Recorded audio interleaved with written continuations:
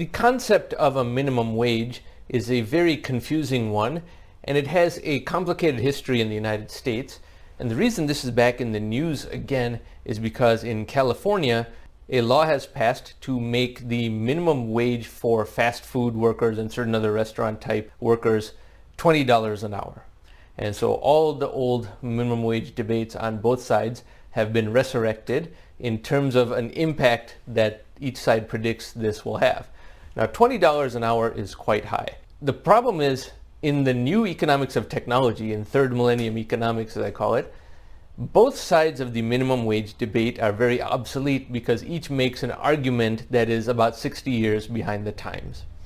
So I will present both sides as fairly as I possibly can, and then after that I will explain why both of those sides are obsolete. First, the higher minimum wage favoring side, usually the political left in the United States.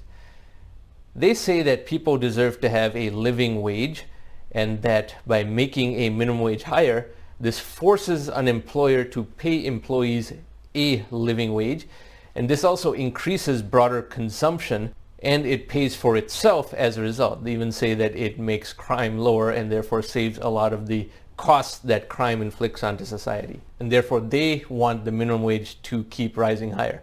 Almost no increase satisfies them for long because they want it to keep going higher and higher because they believe that this will make employees higher and higher income. Now, where is this money coming from, and can the employer even afford that? That becomes the question that is represented in the opposing side.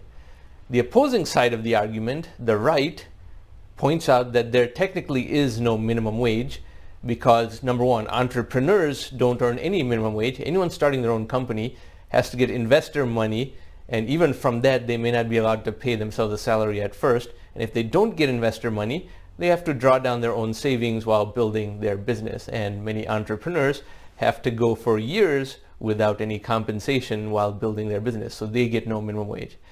And then the second point against a minimum wage is ultimately an employer can only pay an employee in proportion to what they produce, and certainly not more than what they produce. So if the employee only generates $16 an hour worth of output, then it is practical to employ that employee at $14 an hour so that the employer makes $2 an hour for having that person.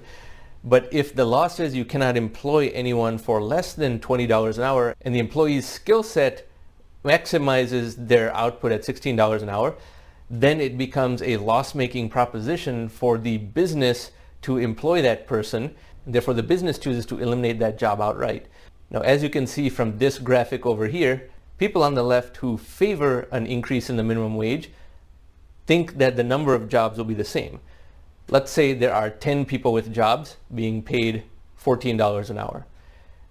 If the minimum wage were increased to $16 an hour, the left assumes that there might be all 10 of those jobs at $16 an hour, and even at $20 an hour, a further increase. In reality, what tends to happen, now different industries are different and so forth, but in most cases, 10 jobs at $14 an hour often becomes, let's say, 8 jobs at $16 an hour, and 6 jobs at $20 an hour. So the 6 people who still have a job got a substantial increase in their pay from $14 an hour to $16 and then $20 an hour, but only 6 of them crossed over. The other 4 were eliminated and have no job because the employer could not only not afford to pay that many people each at the higher wage, but whoever was the less productive out of the 10, let's say the 4 less productive, they are no longer employed at all because then their position is not sustainable for the company. It is a loss-making proposition for the company. And therefore the total wages in society are also less in that 10 people times $14 an hour is $140 an hour across those 10 people. But 6 people at $20 an hour is only $120 per hour. And now you have 4 people who are unemployed. And their only crime is that they cannot generate more output than $14 an hour in salary justifies.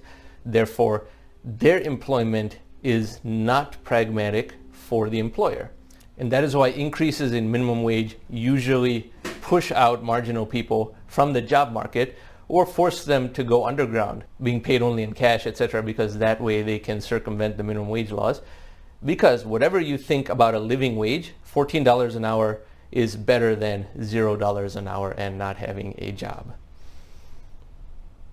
Bernie Sanders, being a socialist, always advocates for a higher minimum wage. However, he himself behaved exactly how the chart on the right depicts. He was required to pay campaign workers $15 an hour, so he started cutting their hours, and therefore, while they were earning more per hour, they were earning less per day and per week, because Bernie Sanders was cutting their hours, as is a mathematical necessity. There's another negative aspect of the minimum wage law in the United States, in that it was invented by certain types of leftists in order to prevent African Americans from even having jobs under the Cloward-Piven strategy. Yes, this was a strategy to reduce the total employment of African Americans and get a portion of that community dependent on the government. Lyndon Johnson openly admitted that this was his strategy. And the problem is, with minimum wage law, many people who support an increase in minimum wage don't understand the nuances of the whole thing. Therefore, it's supported by the people who are going to be directly harmed the most. The other faulty premise in demanding a higher minimum wage is the pretense that small businesses that employ minimum wage workers, such as restaurants and even fast food franchise arms, are very deep-pocketed enterprises, when they are not. They have very narrow margins, and the owner of a small restaurant that may employ 7 or 8 people is not wealthy. Okay, they operate on a very precarious day-to-day basis and cannot really withstand a 20% fall in business or a 20% increase in wages, because they cannot increase their own prices and pass those on to the consumer. And if they can pass those on to the consumer, then the consumers who are advocating for increased minimum wages in many cases will complain about inflation being high. But in reality, a minimum wage increase does not make inflation high, because it lowers the number of jobs in total, and therefore the aggregate